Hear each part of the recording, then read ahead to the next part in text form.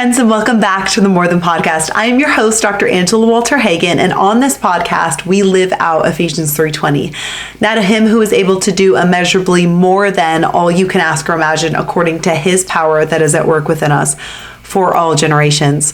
We believe we are truly called to more, but not more mediocre, not more counterfeits, but more of what really matters. My husband and I feel compelled to live out our more than life, but commissioned to bring you along with us because we believe that verse is for you too, and that you want to live out a more than life too. So we talk about all different types of topics to literally walk out daily a more than life that truly brings abundance that can impact and ripple through eternity. We've been in a 3-part series on childlike faith, and today sums up that series in part 3 of childlike faith, more than childlike faith, because Matthew 18:3 says that Jesus tells us, "Truly I tell you, unless you change and become like little children, you will never enter the kingdom of heaven." That's a pretty big statement. It seems pretty important. It seems pretty lofty. And so this deserved a lot of unpacking. And we talked in part 1 about the attributes of children, how they are so quick to do so many things, so quick to forgive, so quick to love, so quick to believe and marvel and awe, so quick to just be present and in the moment, so quick to trust and believe, and how God calls us to have a childlike nature to enter the kingdom of God. Not that it is immature and naive, but that it is innocent and pure of heart. And then in part 2, we went deeper into these attributes that are specific to children. And we talked about how they are so humble, and that they're not deceiving, and that they're approachable, and that they're bad liars, and that they're so dependent on their parents. And so we talked about how we want to be dependent on our Heavenly Father. Now today in part 3, we discuss not only how we can imitate them and how we can be like them, which is a direct reflection of our salvation, where we accept the gift of God sending his one and only Son to us, and how we can receive that with an unbridled joy that we want to go and share it with other people, but how we can also be better stewards over children. And whether we're parents or not, I believe that you and we have a personal responsibility to care for them and to love kids well. My husband and I aren't yet parents, and yet there are teens and children in our spheres. And when you look at your own spheres, I know there are kids and teenagers in your spheres too. And whether or not you are aware of it, they are looking up to you. You are modeling something to them, whether that is something positive or negative. They are looking to you, and they are learning something from you. And I want to make sure my impact is positive to help them live a more than life. Maybe you're a teacher, maybe you're a healthcare provider like myself, maybe you serve at your church, maybe you're an aunt, an uncle, a cousin, maybe you have friends that are in that season of having littles. So whether you know it or not, you are teaching a child something, whether it's a good or a bad influence. But there is a huge need for valuable and kind and selfless and honorable and noble mentors in children's lives that are consistent and good to their word and see the best in them. There is a need, there is a gap, my friend, that we can fill, you and I can fill, that we can speak the best over them, that we can be consistent in their lives. I talked in part 2 about a mentor in my life when I was a teenager, early 20s, that was just consistent. She was there every single Sunday, and some of the greatest things I learned that built my faith, she said on a Sunday morning over Dunkin' Donuts that she probably never even thought twice about, but it was just the way she modeled her life and said it. And there were only 3 other people besides me, 4 people in that group that she could have written us off to be like, why am I even holding this group? It's not that important. People aren't coming. It's not growing. And yet the legacy she left by continuing to be faithful with God, what God put in her hands to steward well, where she just invested and taught. And that was so foundational in my life, where I continue to then go on to live a more than life, where I get to bring my more than life to you. And so we need to know what God is calling us to steward well. And I believe that he is calling us to steward this next generation. There's a need for consistency. There's a need for people to show up, to listen, to care, to just be there for them. I know that even in my teen group, sometimes we just play Mario Kart and we play ping pong and sometimes we just do each other's nails.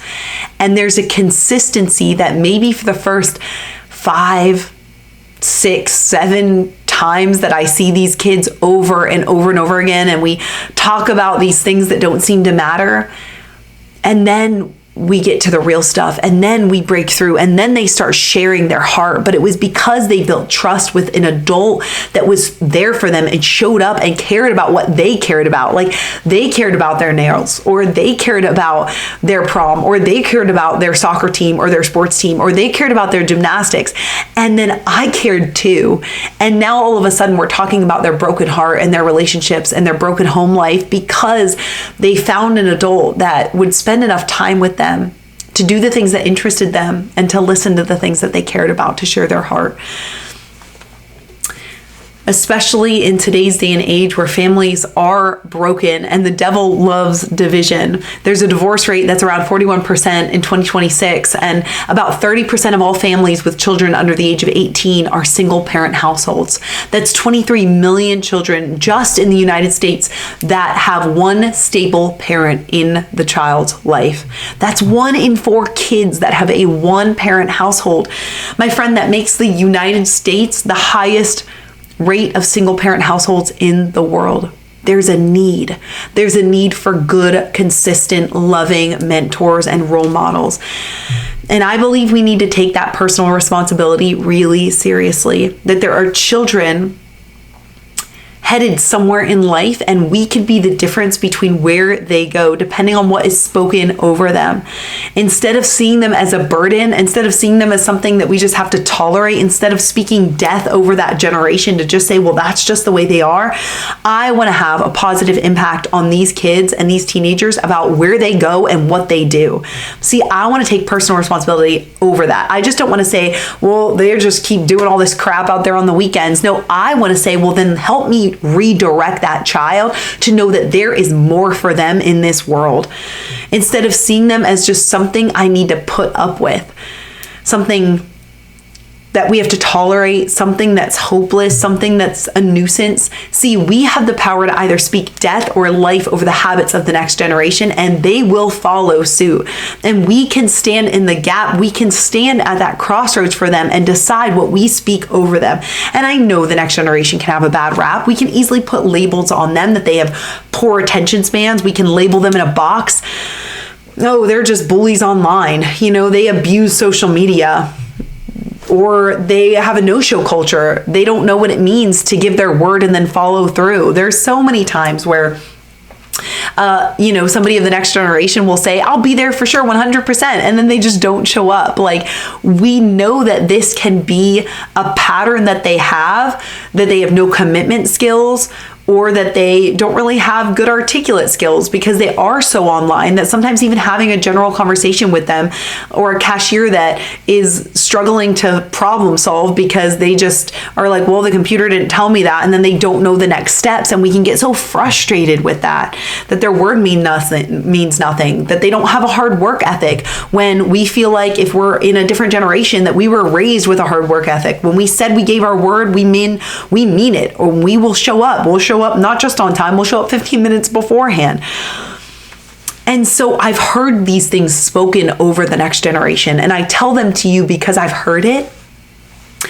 I could even be guilty of saying some things that, when Trevor and I are at our teen group and maybe nobody shows up that night, and we can get frustrated to be like, man, 5 people on Sunday just told us they would be here, and yet it's just us, and then we go get Wingstop. I could stop there and I could get frustrated and I could write them off to say, what's the point? But you know what I do? We go get Wingstop. We're quick to laugh about it. We're quick to see the blessing in spending time together on a date night.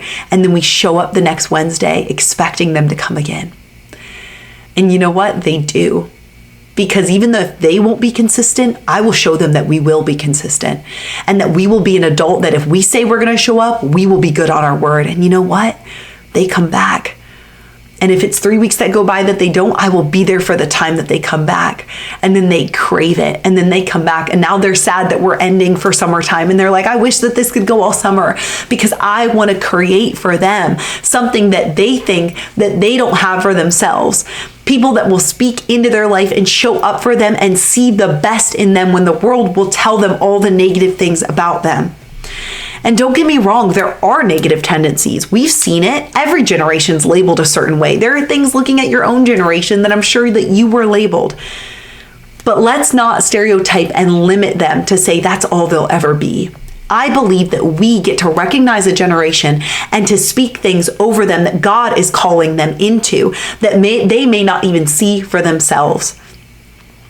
I see a generation that's battling adult-sized problems at such a young age that you and I never even had to face. What is it like to have the world accessible at our fingertips on your phone when you're still just developing to process the world that's around you? What is it like that bullying is not just happening now on the playground where it's confined at school, but it can follow you anywhere. It can go home with you because it can follow you on social media, and it leaves a digital footprint that feels like it can last into eternity online. What is it like to be so aware of your mental health that at such a young age you're labeled with ADHD and put on medication? Or that you're so young that you resonate with the word anxiety and that you're told, well, you'll battle it the rest of your life. I had a 7-year-old girl in my kids ministry class on a Sunday, 7 years old, and she came in and she asked me to pray for her anxiety.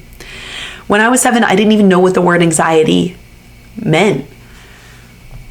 What is it like to have an overly sexualized world where that content is everywhere? You can't even walk through the mall, or you can't even put on Netflix and see a perfume commercial or a Victoria's Secret commercial that doesn't have exposed bodies. Even get me started on social media and the trails that you can go down of just following people, and all of a sudden you're seeing this over-sexualized content. And you're just going through puberty and walking through learning your own body, and you're infiltrated by all of this content. Whereas before, decades ago, you'd actually have to go and buy a magazine outwardly. It took a lot more effort, where now it's just a flip of your phone.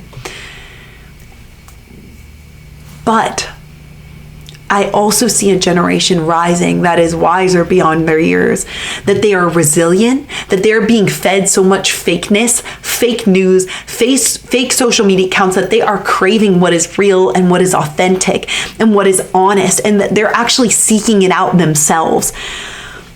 Even though they have the access to the world that's in front of them, I see them craving what is real and what is true. They can start to recognize what is crap and what is not really at a young age because they're infiltrated with so much. I see a generation that is craving what is true versus the counterfeits. I see them craving a more than life. I see them seeking out the desire to make a difference in the world. You know, I asked my teen group one Wednesday night, my husband and I, we normally start with an icebreaker. And this particular night, we were talking about influencing just your neighborhood, like the people around you. If you were just influencing the person next door, and we asked them, who here wants to make an impact on the world? Like, who here wants to make a difference on the world, that because of you, there is a difference and an impact made that lasts beyond your lifetime? And every single hand shot up. They crave it. They want it. They want a more than life. It's in the heartbeat of how God created them. I have seen that same 7-year-old girl that asked about praying for her anxiety also know the God that brings peace to her anxiety. And now she's telling her friends at school that say I'm ugly or say I'm not worth it because their mom got mad at them. She's sharing to other kids at school, there is a God that loves you. I've also seen 17-year-old boys that are infiltrated with over-sexualized content everywhere. I've seen them fight for their purity. I've seen them call my husband and I in moments where they are about to go down a trail they don't want to of impurity, and they call us to pray over them, to distract them, to help them keep their mind on things that are pure and good and lovely, because they're trying to protect their body and their future wife's body for marriage. So I have seen this next generation crave what is true and what is good. And we have to start seeing them as the gift that God has created them to be. And they are gifts for such a time as this, for this generation, to make legacy impact. God wasn't like, oh no, these kids were born into this time period and darn it, like they can't handle this. They can't handle this social media world. Like they should have really been born in the 1940s when things were calmer and there wasn't so much online, because they just can't thrive in this much tech. He's not up there scratching his head worried about this generation being like, they don't have what it takes. No, he's like, they have everything inside of them to tackle every obstacle that comes into this world, because they were born for such a time as this, not only to just survive it, but to thrive in it and to impact it and to make legacy change. That is how God is seeing them. And so we need to see them like that. And really, let me let you in on a secret. You and I were the difference between the way these kids are raised up and the way that they tackle the world. The difference is you and me and what we speak over them. See, the real difference is you and I and how we steward the next generation, and what they do with what they're being handed comes from whether or not we can speak life or death over them. They are watching us. I already told you that. You have somebody's eyes on you. We are mentoring someone, whether we like it or not, whether we're aware of it or not. You are influencing the next generation. And so how do we steward that well so that we can teach them that they can make a difference, so that we can take direct responsibility over where they're headed? I don't want to relinquish that great gift, that great responsibility to anyone else. I believe it's an honor, and I want to take a role in their life so that they can say, I'm living a more than life, and I want to help them get there. So how can you and I be better stewards over the next generation to take personal responsibility over where they're headed in life, instead of seeing them as this hopeless nuisance that we just have to tolerate? And ultimately, I get to spend a few hours with them on Sundays and on Wednesday nights, or with patients in my office. And I love it, and that's amazing. But if you are a parent, or if you are an aunt or an uncle, or if you are a grandparent and you see these kids a lot more hours, the amount of influence you could have on them. Or maybe you're just the woman in the grocery store and you don't have children of your own or grandkids, and you just see kids out on the street, or maybe at your church, or you see them for small bits of time. You still have the opportunity to breathe joy and wisdom into their life, to marvel with them and beside them, to speak into the younger generation. They're hungry for truth. They're hungry for wisdom. She spoke death over those kids, and luckily I was there to guard them from that. I don't think that they noticed what was happening, but she had an opportunity to come alongside of them and laugh with them and to enjoy in their joy. And so I always want to be the one that speaks life into them. And I believe that you want to too, because you want to leave legacy impact. That's why you're listening to this. And so how do we do it? And in order to really talk about it, I want to talk about a man named Zacchaeus in the Bible. In Luke 19, we learn about Zacchaeus, and he was a really, really rich man. But he was also really short and small in stature. And so we know that he was mocked, one, for his size, because he was so small, and people thought he was, funny looking. And so people are ruthless. And so they just made fun of him a lot. But also he was a mean chief tax collector. So he kind of had a target on his back anyway, because people of that time hated tax collectors because they came and they took their money. And so we see this man that is just hated by people. But he longed to see Jesus. There were rumors going around about Jesus at this time, and Zacchaeus had heard about these rumors. And so apparently Jesus was sitting with people like tax collectors. He was inviting sinners into his house. And apparently Jesus was accepting these people and befriending these people just like Zacchaeus. And so Zacchaeus was like, well, I want to see this with my own eyes. Like, I want to see this Jesus that they're talking about. And so Jesus was coming into the town Zacchaeus lived. And Zacchaeus was so desperate to see Jesus that he climbed up a sycamore tree just to try to see him. And a Bible scholar said he climbed a tree like a little boy, and without knowing, fulfilled Jesus' work, that unless we become like children, we will not see the kingdom of God. And the scholar goes on to remind us that Zacchaeus was small and short in stature, so he would have already been mocked And here he is climbing a tree. And he was a man of money. So he was mocked even further. They were kind of saying, Zacchaeus, you're being ridiculous. You're being like a child. You're climbing a tree. You're short. You can't even see Jesus. Like, imagine the mockery. That scholar goes on to say, I wish there were more of us who did not mind being laughed at if only what we did helped us see Jesus. I want a childlike faith like that. That I don't care who's going to laugh at me or being mocked at, or if I look ridiculous, if it would help me get closer to Jesus. Wow. Like, I want that type of faith, that I will disregard what others think of me just so that I can chase Jesus. And something that I love about kids that we talked about in part 1 and part 2 is that they have a disregard for what others think of them.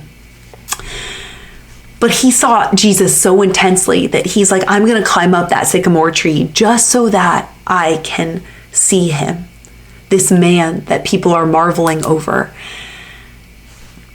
People thought it was beneath his dignity as a grown man of wealth. And what I love about this story is that the very thing that made Zacchaeus wealthy, that people hated him for, was the very thing that helped him see Jesus.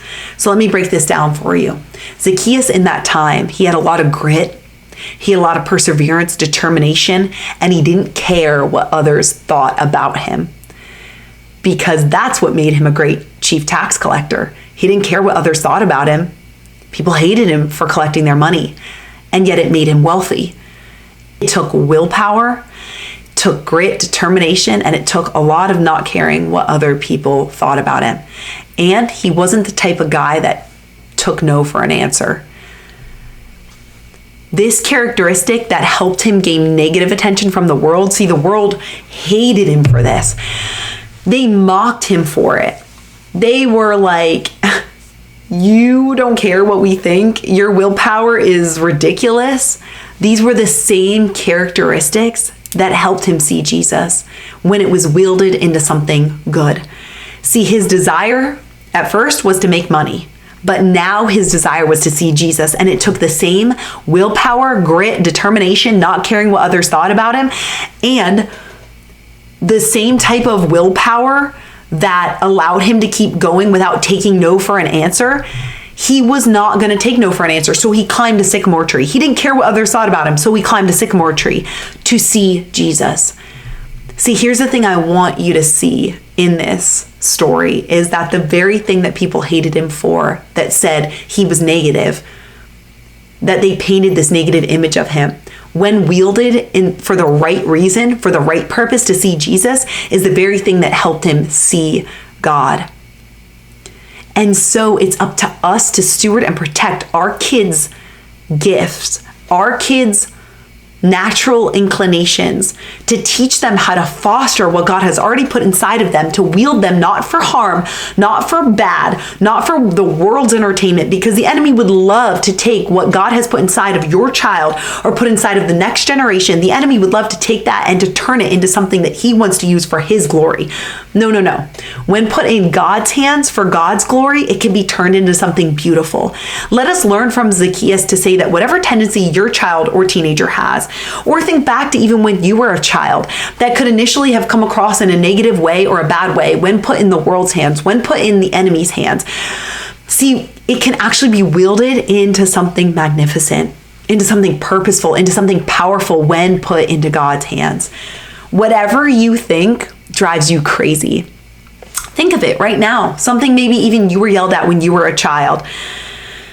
That very same tendency that God innately put inside of you, your natural inclination, can be matured and developed and coached and molded and crafted into the very gift that can be used in God's hands to make you most effective for your calling. If we are only clay in his hands, Isaiah 64:8 says, we are clay and you are the potter.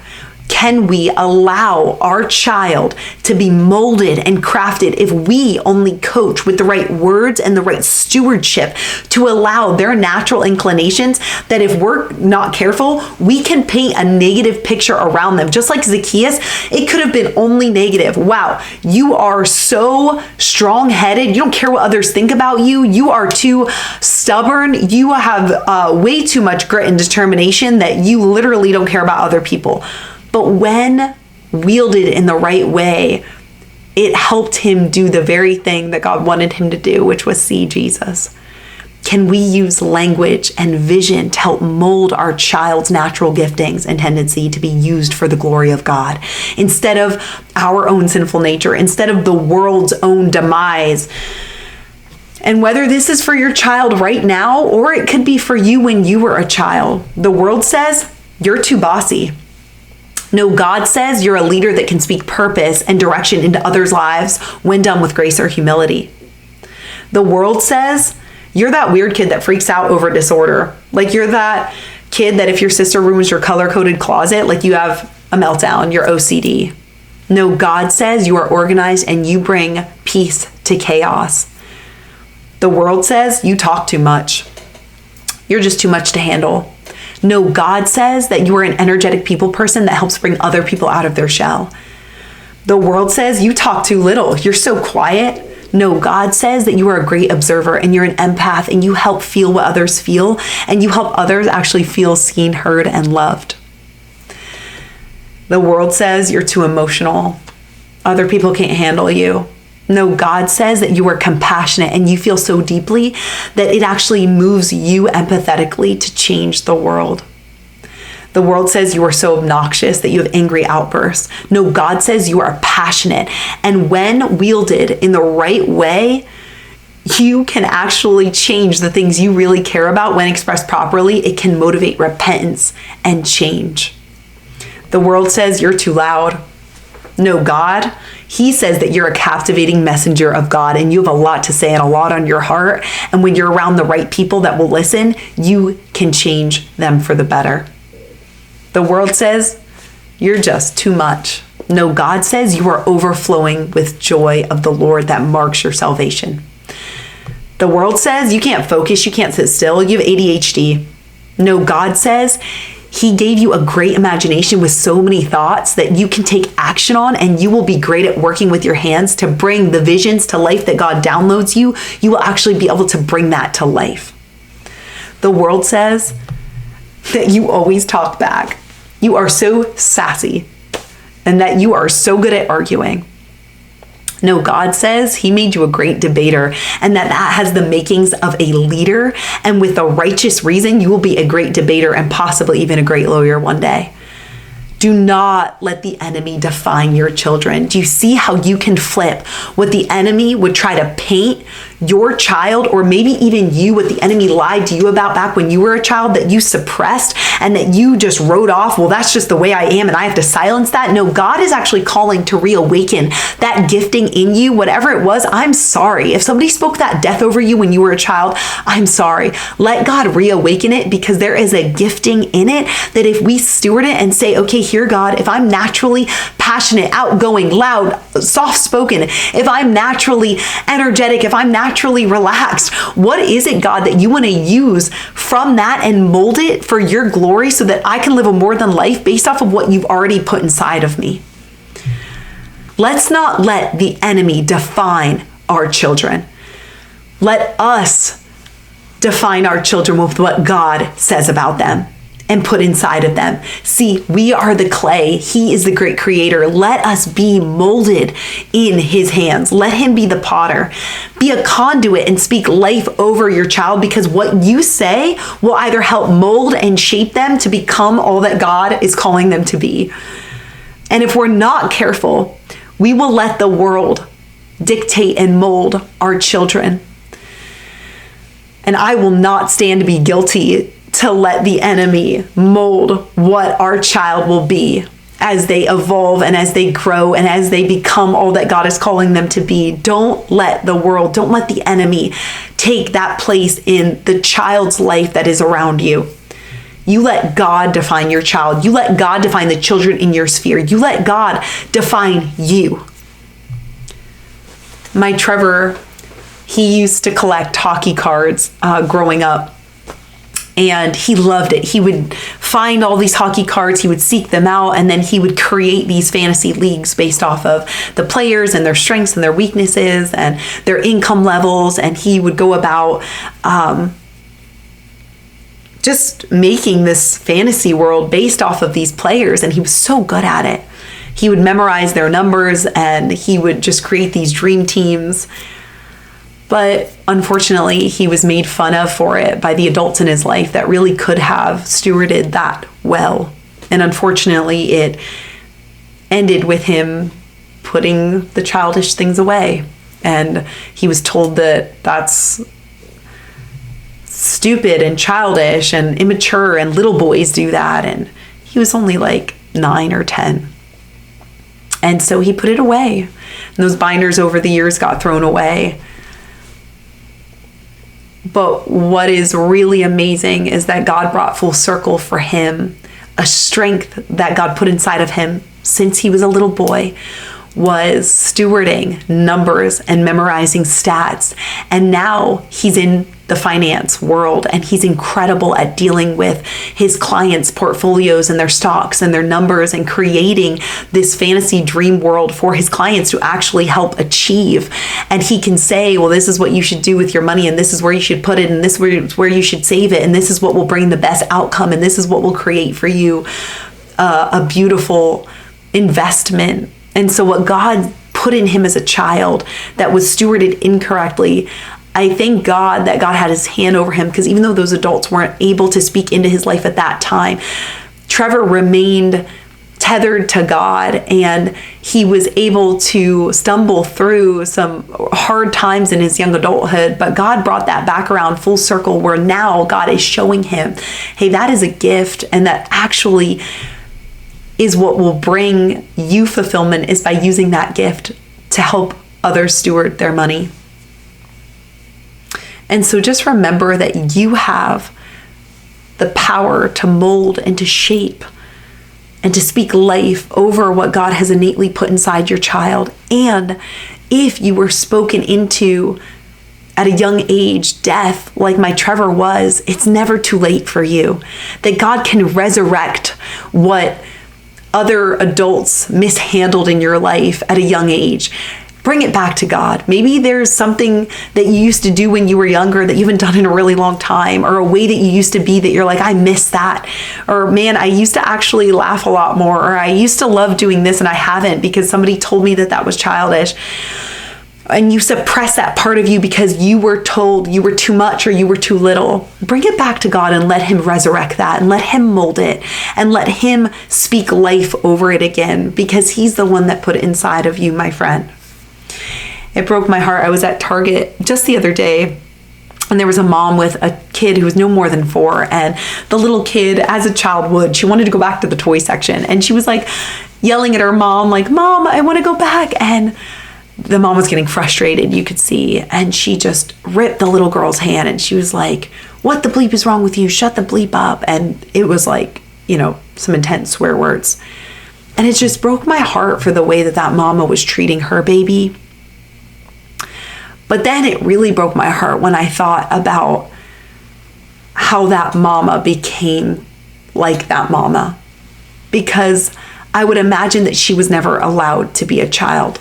Like, what is it that happened to her that allowed her to lose her childlike wonder and awe that slowly broke her spirit over time, that maybe she was never allowed to be a child? And she started to see the world darker, that as her baby was just calling out to go marvel and look at a toy, she had that much in her to react. We have to remain childlike and we have to protect our own childlike faith and also steward in them the natural giftings that God has put inside of them. So this is your call right now to let yourself be childlike again, to have that childlike wonder as we close out our series of our 3 parts. If you haven't already watched part 1 and part 2, go back and do that. But You want to imitate them. You want to protect your own childlike faith. And then you want to steward and take personal responsibility over the children that are in your life, over the next generation. Right now, I just want to encourage you to just take those definitions that maybe you were labeled in your own life, where the enemy tried to get in and say, this is who you are, or to silence the parts of you that are natural to who you are. This is the moment where you get to take ground back where the enemy tried to steal it. You get to take back that territory in your own life where the enemy wanted to paint you a certain way. God wants to rename it. And I'm so sorry that that was spoken over you as a child, but God wants to use those giftings in you, just like in Zacchaeus.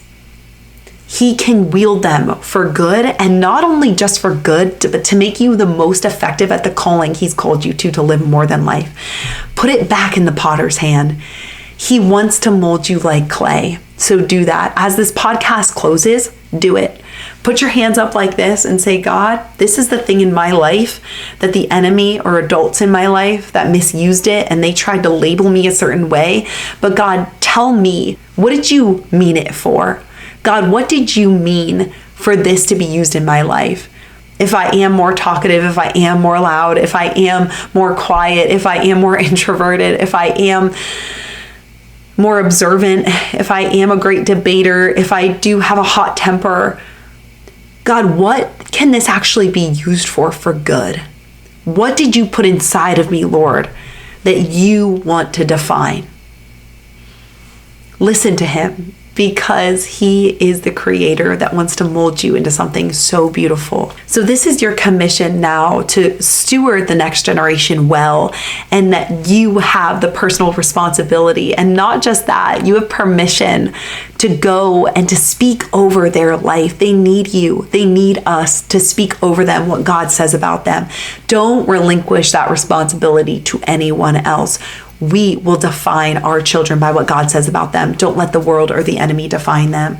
And this is your moment to just go before God and to ask him what he wants to redefine in your life. So this has been part 3 of the Childlike Faith series. And we know it's not just a good idea to have childlike faith. It is a commission by God to have childlike faith so that our hearts can stay tender and pure before him, so that we can love unconditionally, trust unwaveringly, and we can forgive like we've never been hurt.